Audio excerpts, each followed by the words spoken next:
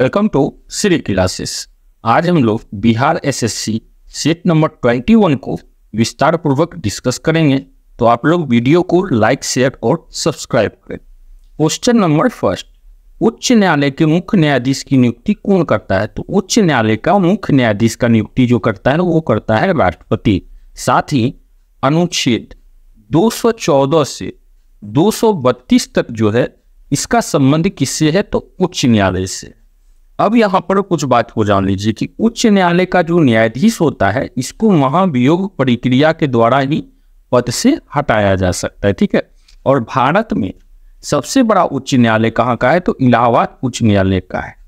सबसे बड़ा उच्च न्यायालय है इलाहाबाद उच्च न्यायालय। मनसबदारी प्रणाली किसने प्रारंभ की थी? तो मनसबदारी प्रणाली जो है अकबर ने प्रारंभ किया था। कब किया था? तो 1574 ईस्वी में किया था। और मनसब का जो अर्थ होता है, मनसब का अर्थ होता है पदनाम, ठीक है, पदनाम।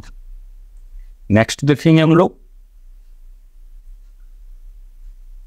भारत बांग्लादेश भूमि समझौते के संशोधित संस्करण को दोनों देशों द्वारा भारतीय संविधान के किस संशोधन के तहत अंगीकृत किया गया है? तो यह किया गया था 100वां संवैधानिक संशोधन के द्वारा। और 100वां संवैधानिक संशोधन अधिनियम कब आया था? तो 2015 में आया गया था। अब इसी समझौते के तहत जो है बांग्लादेश को भारत का 111 परिच्छेद, ठीक है, और भारत को बांग्लादेश का जो है 51 परिच्छेद प्राप्त हुआ था। नेक्स्ट है हमारा कि निम्नलिखित में से किसने और कब पहली बार अशोक की शिलालेख का अर्थ स्पष्ट किया? तो जेम्स प्रिंसेप ने सर्वप्रथम अशोक की शिलालेख को जो है पढ़ा था। कब पढ़ा था? तो 1837 ईस्वी में पढ़ा था। अब देखिए शिलालेख का जो कुल संख्या है वो संख्या कितना है? 14 वृहत शिलालेख है। 14 वृहत शिलालेख है। और भारत में सर्वप्रथम अशोक ने शिलालेख उत्कीर्ण का जो है शुरुआत कौन किया था? तो अशोक ने किया था। साथ ही यहाँ पर यह भी जान जाइए कि अशोक की शिलालेख का जो खोज है वो सर्वप्रथम 1750 ईस्वी में कौन किए थे? तो पेंथर ने किए थे, ठीक है। नेक्स्ट है हमारा कि भारतीय संविधान के 73वें संशोधन के संदर्भ में निम्नलिखित में से कौन सा कथन सही है? ऑप्शन ए, इनमें पंचायतों का स्वशासन की संस्था स्वीकार कर लिया गया। ऑप्शन 2 है हमारा कि इनमें शहरी स्थानीय सरकार को स्वशासन संस्था स्वीकार कर लिया। तो यहाँ पे हो जाएगा ऑप्शन ए। देखते हैं हम लोग, तो यहाँ पर हो जाएगा ऑप्शन केवल 1। अब देखिए 73वां संविधान संशोधन, ठीक है, 73वां संविधान संशोधन 1992 के द्वारा संविधान के भाग 9 में के तहत पंचायतों को क्या किया गया था? संवैधानिक दर्जा प्रदान कर दिया गया था। नेक्स्ट है हमारा कि भारत में कौन सी खाद्य फसल अक्टूबर नवंबर में बोई जाती है और मार्च अप्रैल में काटी जाती है? तो यहाँ पे हो जाएगा ऑप्शन डी, गेहूं।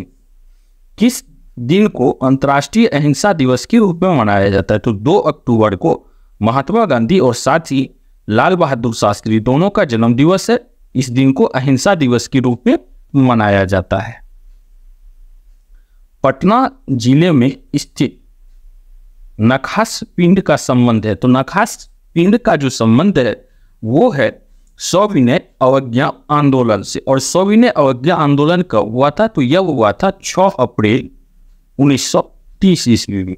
ठीक यहाँ पर जिसे है खिलाफत आंदोलन, तो खिलाफत आंदोलन कब हुआ था? तो यह हुआ था 1919 में। असहयोग आंदोलन हुआ था 1 अगस्त 1920 में। और भारत छोड़ो आंदोलन जो था यह था 1942 में।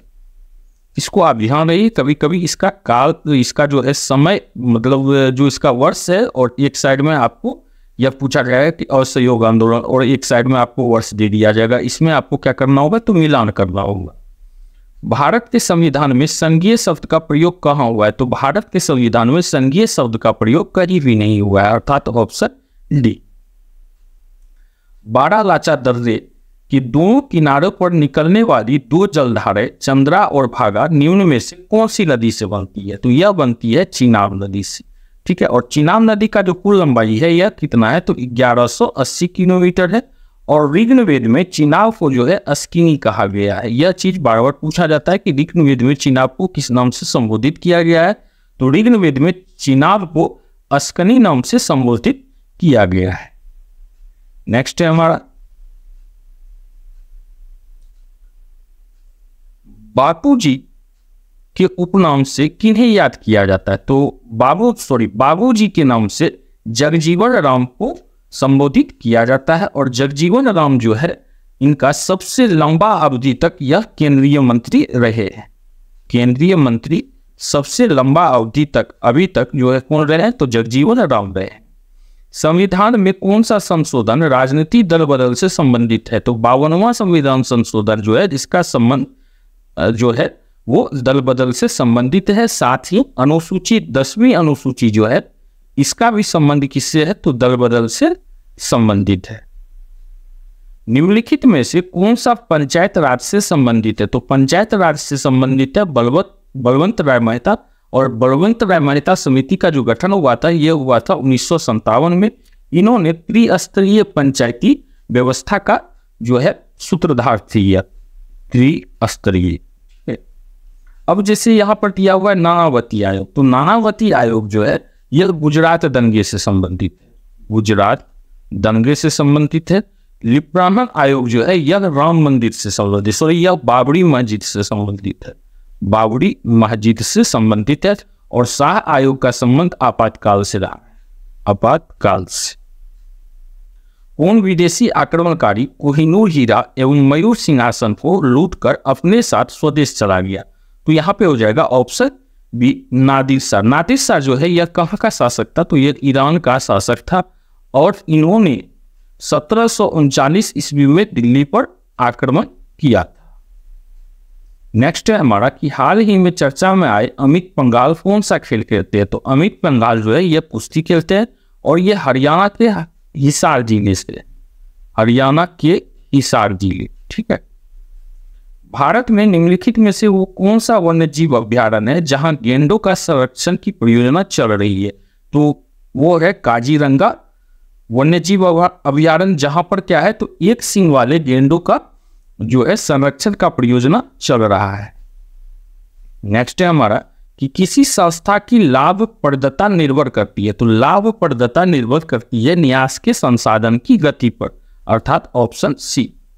विशुद्ध रूप से संगमरमर का गुंबद इनमें से किस मुगल इमारत में सबसे पहले देखा गया है, तो सबसे पहले देखा गया है इमाद-उद-दौला का मकबरा, ठीक है। इमाद-उद-दौला का जो मकबरा है यह कहाँ है, तो यह स्थित है आगरा में। और इसका निर्माण कौन करवाया था, तो नूरजहां ने इसका निर्माण करवाया। सूर्य की अध्ययन करने वाला पहला अंतरिक्ष आधारित मिशन आदित्य L1 के प्रधान वैज्ञानिक के रूप में अक्टूबर 2022 किसे नामित किया गया था, तो अक्टूबर 2022 में जो किसको नामित किया गया था, तो शंकर सुब्रमण्यम को किया गया था। और L1 मिशन जो है यह 2 सितंबर 2023 को श्रीहरिकोटा से लॉन्च किया गया। नेक्स्ट है हमारा कि हिमनद का पिघलना सागर का जल स्तर बढ़ने से जुड़ी हुई है, एक सामान्य घटना है। हिमनद से जुड़ी यह घटना अधिकतर पाए जाते हैं, तो यह अधिकतर यह जो घटना पाई जाती है यह पाई जाती है उत्तरी ध्रुव पर। सांची का स्तूप किस शासक ने बनाया, तो सांची का स्तूप जो है यह अशोक ने बनवाया। और सांची का स्तूप कहाँ स्थित है, तो यह मध्य प्रदेश में स्थित है, मध्य प्रदेश के रायसेन जिले में, ठीक है, रायसेन जिले में स्थित है। डॉल्फिन रिसर्च सेंटर का स्थापना कहाँ की गई है, तो डॉल्फिन रिसर्च सेंटर का स्थापना जो है यह किया गया है पटना में। जबकि डॉल्फिन प्रजनन केंद्र जो है यह कहाँ है, तो बिहार के भागलपुर में स्थित है। नेक्स्ट देखते हैं हम लोग।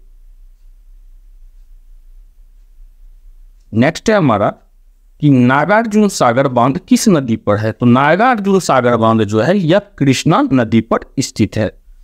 भारतीय संविधान के अनुसार निम्न में से कौन सा मूल अधिकार नहीं है, तो भारतीय संविधान के अनुसार सूचना का जो अधिकार है यह मूल अधिकार नहीं है, जबकि शिक्षा, भाषण और जीवन यह अधिकार जो है यह मूल अधिकार है।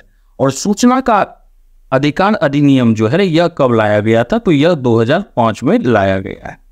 सूचना का अधिकार अधिनियम भारतीय संविधान का अभिरक्षक कौन होता है? तो भारतीय संविधान का अभिरक्षक जो है भारत का मुख्य न्यायाधीश होता है, अर्थात ऑप्शन बी। नेक्स्ट हमारा कि ग्रीन पार्क स्टेडियम है, तो ग्रीन पार्क स्टेडियम जो है यह कानपुर में स्थित है। रोलैक्ट एक्ट 1919 किसके काल में लागू किया गया था? तो रोलैक्ट एक्ट जो है लॉर्ड चैम्सफोर्ड के काल में जो है इसको लागू किया गया था और इसको काला कानून का संज्ञा दिया गया है। काला कानून का संज्ञा रोलैक्ट एक्ट दिया गया है और इसे साथ में क्या कहा गया है? तो बिना वकील, बिना अपील और बिना दलील का कानून। ठीक है, बिना अपील, बिना दलील और बिना अपील का कानून रोलैक्ट एक्ट को कहा गया है। मानव पर्यावरण सम्मेलन 1972 हुआ था, तो मानव पर्यावरण सम्मेलन 1972 जो है वो स्टॉकहोम में हुआ था। और साथ में यह भी ध्यान रखिए कि 5 जून को विश्व पर्यावरण दिवस मनाया जाता है। पर्यावरण दिवस। स्वर्ण मुख्यतः संबंधित है, तो स्वर्ण जो है मुख्यतः अंतर्राष्ट्रीय बाजार से संबंधित है। और सबसे बड़ा अगर स्वर्ण उत्पादक का बात किया जाए तो वो कौन सा होगा? तो वो है चीन। द्विपक्षीय एकाधिकार किस बाजार स्थिति को दर्शाता है? तो द्विपक्षीय एकाधिकार जो है यह एक विक्रेता और एक क्रेता को दर्शाता है, अर्थात ऑप्शन डी। नेक्स्ट है हमारा कि बाजार का नियम किस अर्थशास्त्री ने दिया था? तो बाजार का जो नियम है वो जेबी से ने दिया था और इसे से का नियम भी कहते हैं। ठीक है, से का नियम भी कहते हैं। भारत की संविधान सभा किसके प्रस्ताव पर बनाई गई थी? तो भारत का संविधान सभा जो है कैबिनेट मिशन के प्रस्ताव पे बनाई थी और कैबिनेट मिशन का आगमन भारत में कब हुआ था? तो 24 मार्च 1946 में। राज्य का अनिवार्य तत्व निम्न में से कौन सा होता है? तो राज्य का जो अनिवार्य तत्व है उसमें से प्रभुसत्ता, शासन अर्थात सरकार, राज्य क्षेत्र, यह तीनों होता है, तो ऑप्शन डी।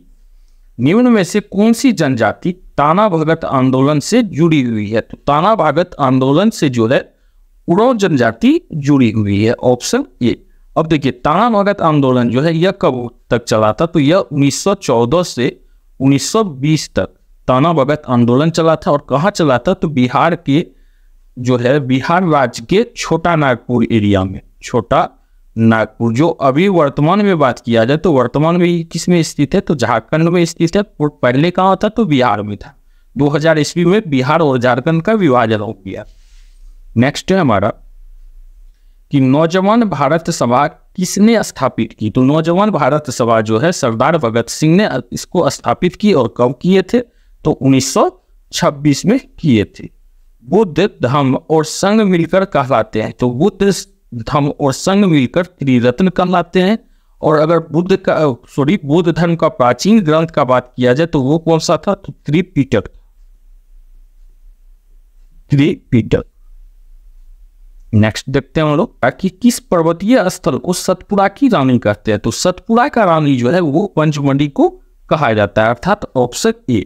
और सतपुड़ा जो है यह कहाँ स्थित है? सतपुड़ा पर्वतीय, तो यह स्थित है मध्य प्रदेश में। मध्य प्रदेश में। नेक्स्ट देखते हैं हम लोग कि कौन सा राष्ट्रीय राजमार्ग दिल्ली और कलकत्ता को मथुरा और वाराणसी के रास्ते जोड़ता है? तो दिल्ली और कलकत्ता को मथुरा और वाराणसी के रास्ते में NH2 इसको जोड़ता है। और सीमा सड़क संगठन, ठीक है, सीमा सड़क संगठन जो है इसका स्थापना हुआ था 1960 में। निम्नलिखित में से किस तिथि को बिहार राज्य सरकार द्वारा मेघा दिवस मनाने का निर्णय लिया गया? तो मेघा दिवस मनाने का निर्णय लिया गया है 3 दिसंबर को। और 3 दिसंबर जो है यह क्या है? तो डॉक्टर राजेंद्र प्रसाद का जन्म दिवस। डॉक्टर राजेंद्र प्रसाद का जन्म दिवस। अजंता की कलाकृतियां किससे संबंधित है? तो अजंता की कलाकृतियां गुप्त काल से संबंधित है, ऑप्शन डी। 1100 ईस्वी में निर्मित मंदिर जो भुवनेश्वर के अन्य मंदिरों पर प्रधानता रखता है कौन सा है? तो वह मंदिर है तिरुभुवनेश्वर लिंगराज मंदिर, ऑप्शन सी। नेक्स्ट देखते हैं हम लोग कि निम्न में से कौन सी ठंडी महासागरीय जलधारा नहीं है। तो ठंडी महासागरीय जलधारा जो है वो क्यूरेरेशिया नहीं है, अदरवाइज ये सभी जो है ठंडी महासागरीय जलधाराएं हैं। हेलिसिंकी की राजधानी है, तो हेलिसिंकी की राजधानी जो है वो है हेलिसिंकी जो है वो फिनलैंड की राजधानी है, ऑप्शन है। और यहाँ का करेंसी क्या है, तो यहाँ का करेंसी है यूरो।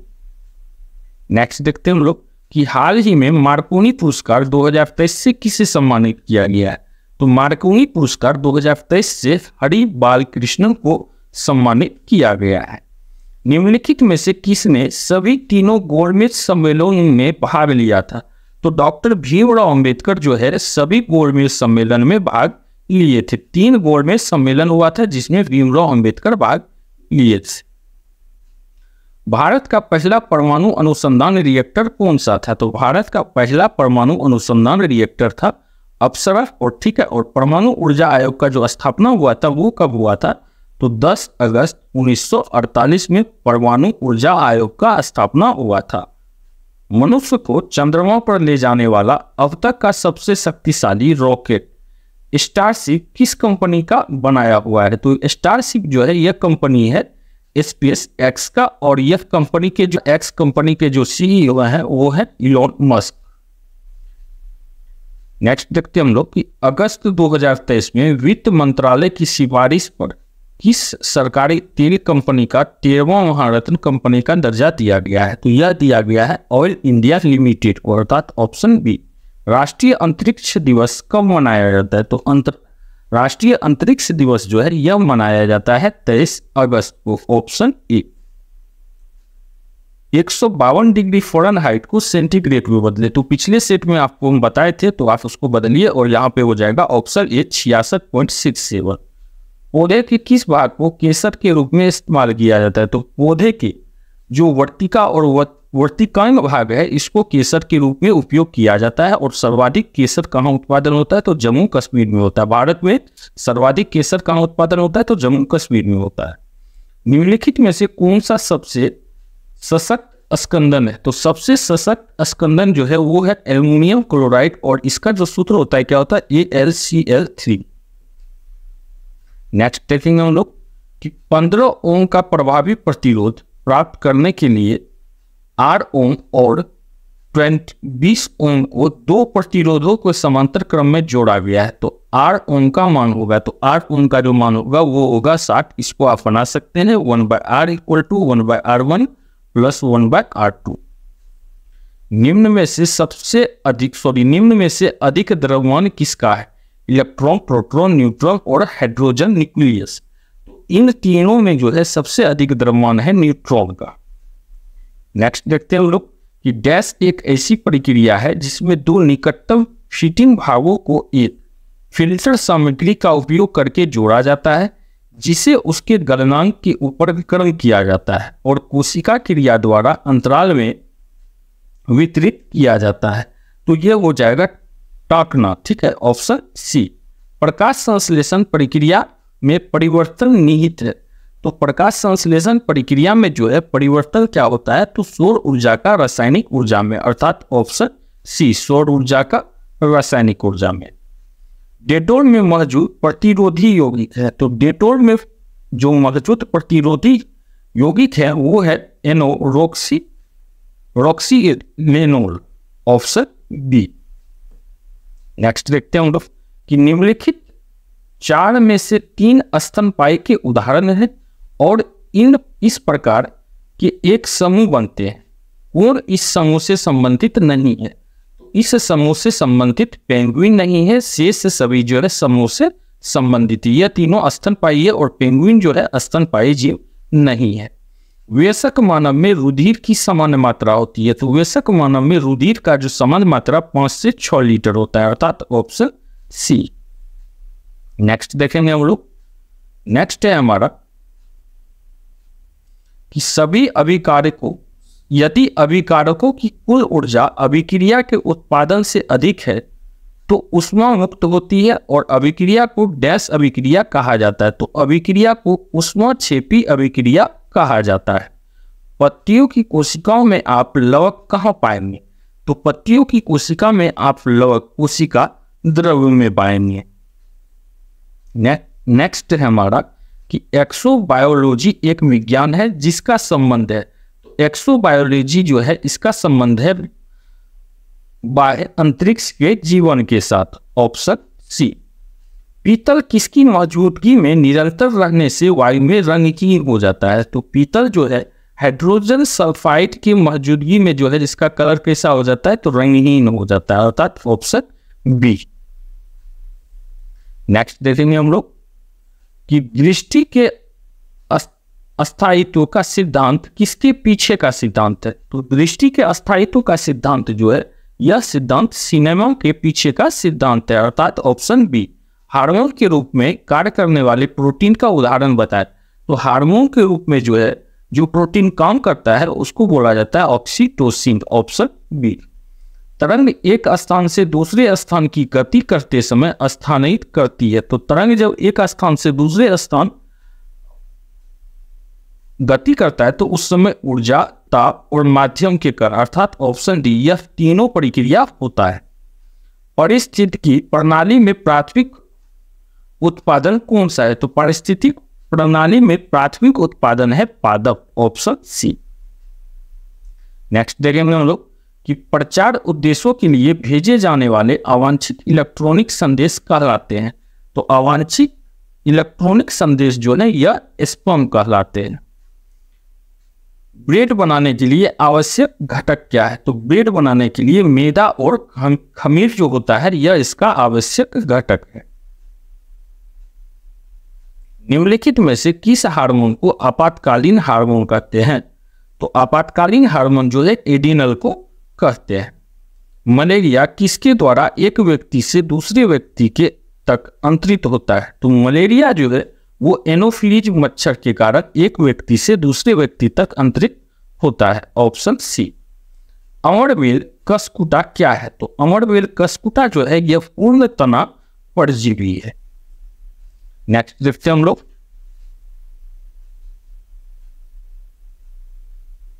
नेक्स्ट है हमारा कि डैश का संबंध खाद्य पदार्थों के खराब होने, स्वाद बिगड़ने, संरचना बिगड़ने और रंग उड़ जाने और पोषण मूल्य की कमी से होता है, तो यह होता है खाद्य विकृति के कारण, ऑप्शन डी।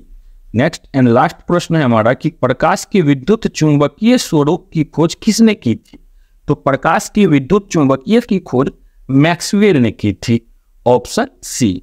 इसी के साथ हम लोग सेट नंबर जो है 21 को डिस्कस किए, तो आप लोग वीडियो को लाइक, शेयर और सब्सक्राइब करें, क्योंकि लगभग 75 क्वेश्चन को 20, 22 या 24, 25 मिनट तक में एक टारगेट रखिए आप। मेरा टारगेट रहता है 20 से 25 मिनट तक में इस 25 क्वेश्चन को करा दिया जाए, जिस कारण से क्या होता है कि कभी कभी बोलने में जो है मिस्टेक हो जाता है। तो आगे से कोशिश किया जाएगा कि इस तरह का मिस्टेक ना हो, तो आप लोग वीडियो को लाइक, शेयर और सब्सक्राइब करें। मिलते हैं एक नए सेट के साथ, धन्यवाद।